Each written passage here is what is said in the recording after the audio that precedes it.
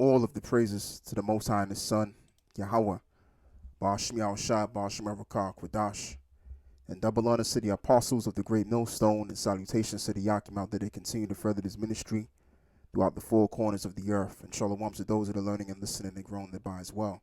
And I just want to respond to the words of the Prime Minister of Russia, Putin, because what he said is if, and I'm just going to be roughly paraphrasing what he said, but he was saying that if the West crosses the line, then they're going to respond asymmetrically. And I've never really heard Putin threaten anybody. Maybe he did, but I haven't really heard much of him speaking up against the powers of the West the way that he did. So this is to be taken into consideration. And this is why I'm responding to this video, because also it goes right in line in prophecy. So let's get into this article. It says, Putin warns of tough Russian action if West crosses the red line. And as it reads, it says, the warning came in his annual State of the Nation address amid heightened tension with the West over Ukraine and jailed Putin critics Alexei Navalny. Mr. Putin said Western powers were constantly trying to pick on Russia, and police have detained nearly 100 Navalny's supporters, rallying in several cities. Hundreds staged pro-Navalny protests on Wednesday in eastern cities, including Vladivostok and Irkutsk, I can't pronounce that, and Krasnoyarsk. The authorities have declared them illegal, and the anti-corruption campaign is being treated as a prison hospital. In Vladimir's, about 180 kilometers, 112 miles east of Moscow, he is on hunger strike, and his allies say his life is in danger. So, yeah, that's talking about something else. Yeah, it goes into something else. But I just want to respond to the couple of words that came out of his mouth when he gave his speech. Oh, yeah, here it is right here. It says, Russian President Vladimir Putin has warned the West not to cross a red line with Russia, saying such a move would trigger an asymmetrical, rapid, and harsh response. So according to Bible prophecy, in the book of, as I want to begin in reading, Isaiah 14, verse 9, it says, hell from beneath is moved for thee to meet thee at thy coming. It stirreth up the dead for thee, and even all of the chief ones of the earth. It hath raised up from their thrones, and all of the kings of the nations. So all of the hell that we've prophesied about, which one of the ultimate plagues which would come on the soils of America, which is known as Babylon the Great, according to the Bible, is the nuclear destruction. So as the days draw near, that hell is moving closer and closer onto them. As it reads again, hell from beneath is moved for thee to meet thee at thy coming. And it stirreth up the dead for thee. In other words, the other nations are being stirred in the spirit for war. And this is why, as I have to read in the book of Ezekiel, the 30th chapter, as it reads, it says, and the word of the Lord came unto me, saying, Son of man, set thy face against Gog and the land of Magog, the chief prince of Meshech and Tubal, and prophesy against him, and saying, Thus saith the Lord power, behold, I am against thee, O Gog, the chief prince of Meshech and Tubal, and I will turn thee back and put hooks into thy jaws, and I will bring thee forth, and all thine army, and horses and horsemen, and all of them clothed with all sorts of armor, even a great company with buckler and shield, and all of them handling swords. And that's what it meant about how the Lord will put hooks into their jaws. In other words, the Lord is going to turn them into a warrior based people ready for war. The Most High is going to put the spirit of war upon them. And as it reads, it says, Persia, Ethiopia, and Libya with them, and all of them with shield and helmet, Gomer and all his bands, and the house of Togarmah of the north quarters, and all of his bands, and many people with thee. That's the allies of Russia. Like you have Turkey, which Turkey once upon a time was in league with America, but no longer. Turkey's now come on the side of Russia, right along with China, Syria. And speaking of Syria, supposedly, I mean, I don't know too much if it's actually true. I have to, look it up some more. But what they were saying was that Syria hit one of the nuclear facilities in Israel. So I might speak on that. I might not, because I want to see how true it is. So if it ain't true, I can't speak on it. But if it is, I'm definitely going to do a video on it and responding to that. As the scripture says in the book of Joel, it says that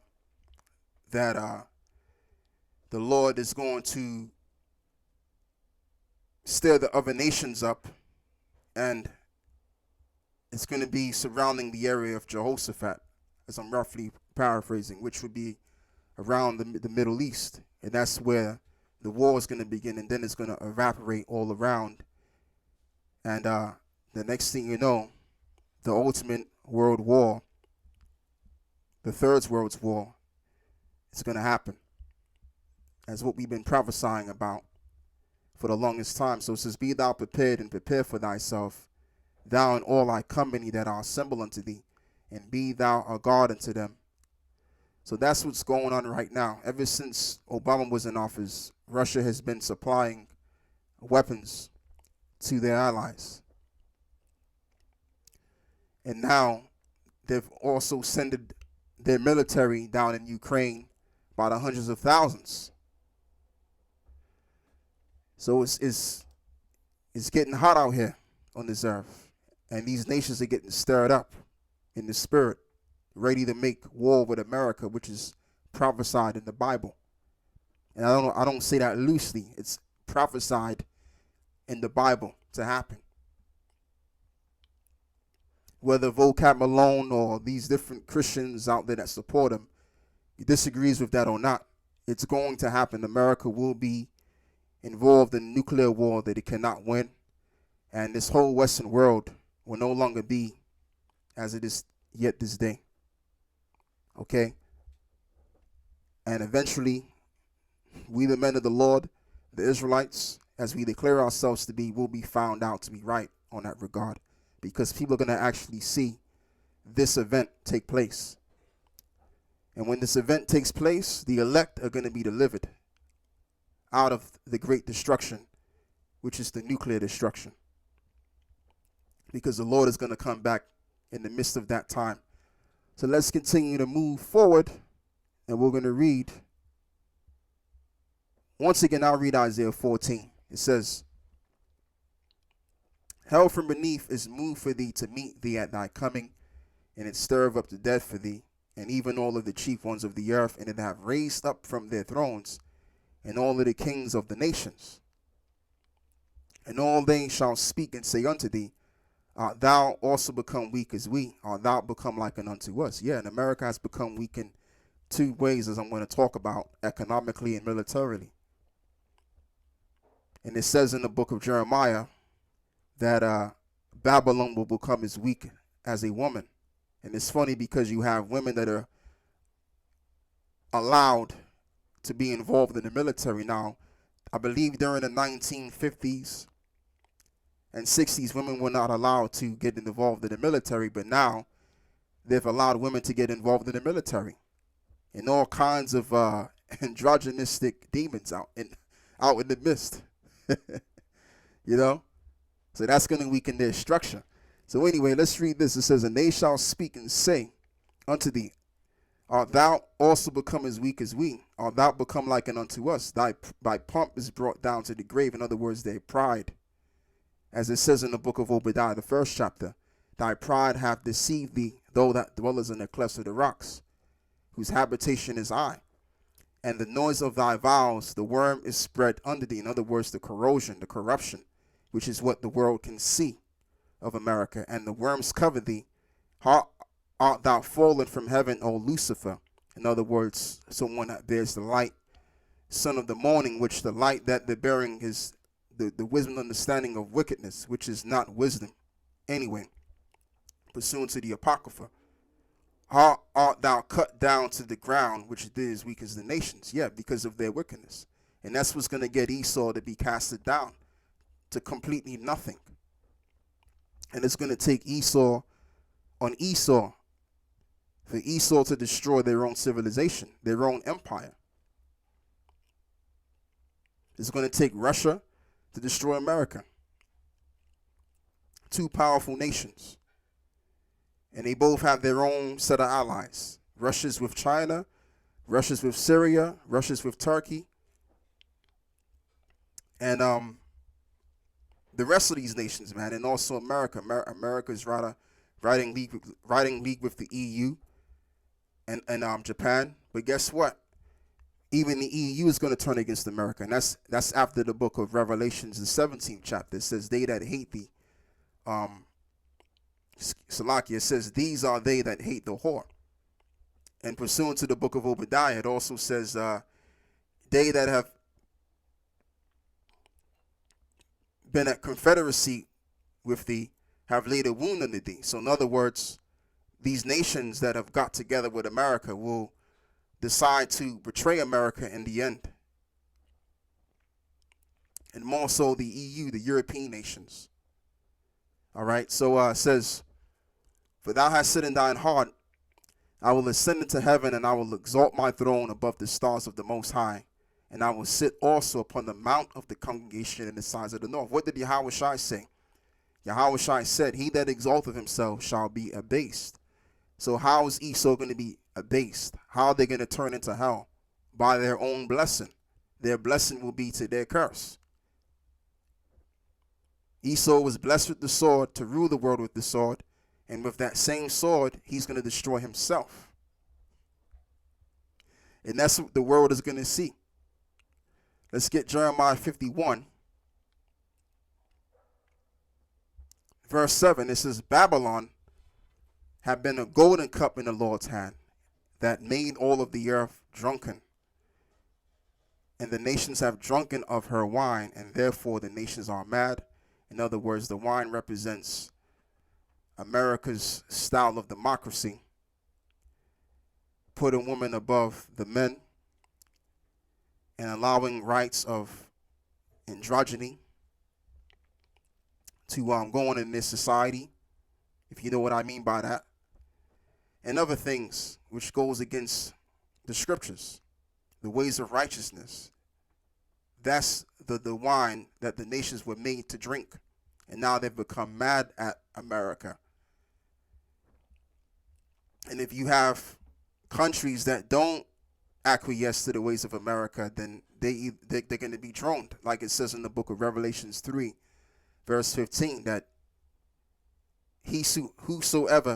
whosoever would not worship the image of the beast was killed. Okay, because countries like Japan and even just moving forward even to modern day, like the countries in the Middle East, more in particular the 21st century, I'll say the early in the 21st century, where America went into countries like Baghdad and Afghanistan and just bombed them up because they weren't really taking heed and following after the ways of America. Okay, so like I said, they would drop bombs, they would drop drones or atomic bombs so that these other nations can get in line and follow the ways of America. All right, and then that would strike fear in other nations that haven't really been touched by America to get in line. So it says, Babylon is suddenly fallen and destroyed. Howl for her, take balm for her pain. If so be she may be healed. In other words, balm was used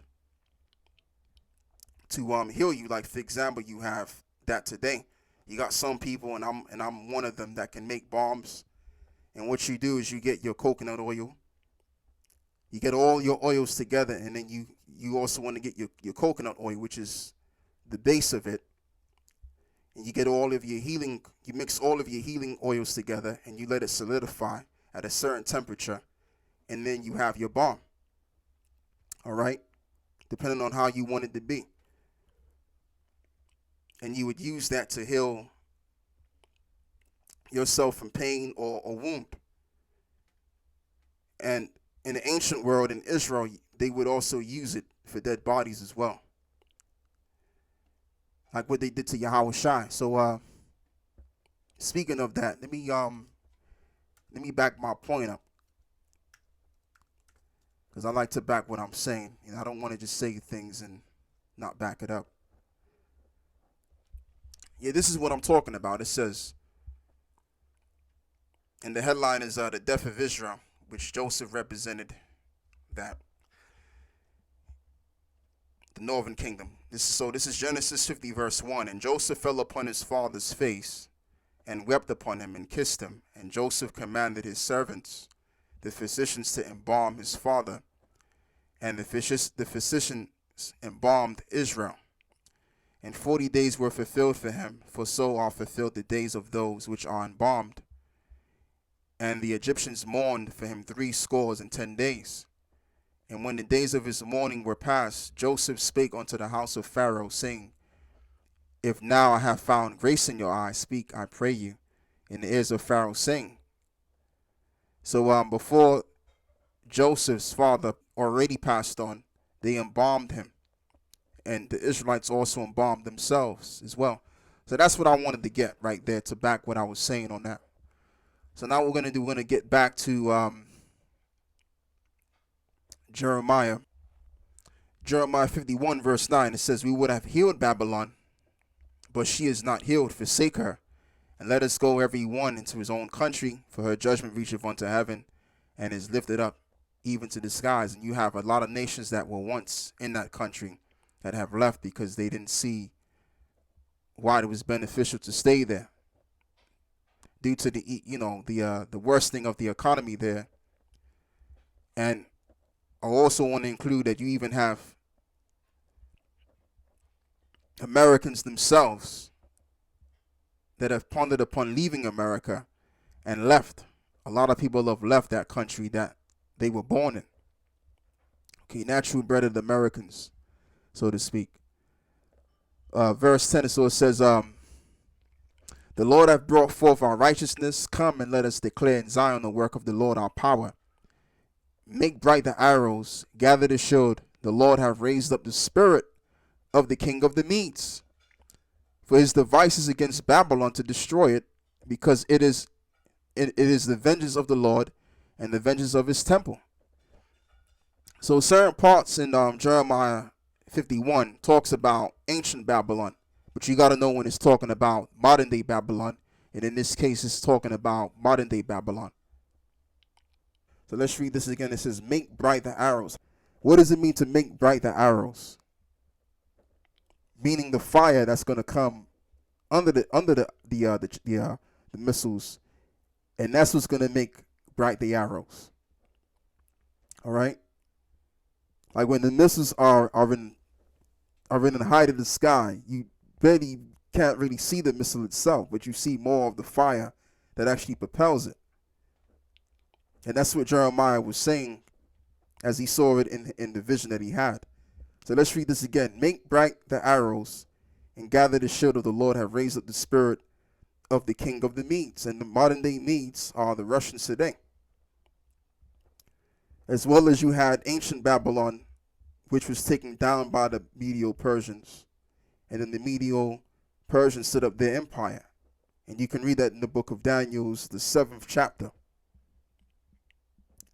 Okay, which that was around the time of, when that happened, that was around the 5th century, if I'm correct, BC. I believe it was around the 6th century BC, around that time period. So as well as the actual Medes conquered, what am I talking about? The actual Medes in the ancient world conquered Babylon. Because it wasn't just the Medes, it was the Medo-Persian Empire, correcting myself there, that conquered Babylon.